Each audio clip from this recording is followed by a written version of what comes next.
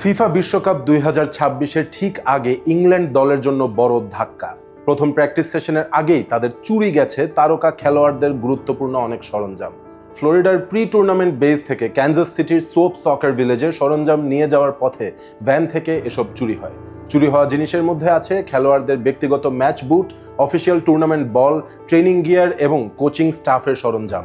শুধু একটি বল অবশিষ্ট ছিল বলে জানা গেছে।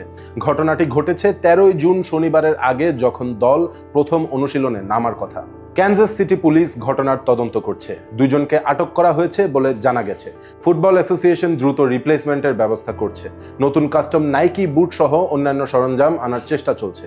টিমের প্রথম ম্যাচ 17 জুন ক্রোয়েশিয়ার বিপক্ষে ড্যালাসে। কোচ টমাস টুখেল ও দল এই অপ্রত্যাশিত সমস্যা সামলে অনুশীলন চালিয়ে যাওয়ার চেষ্টা করছে।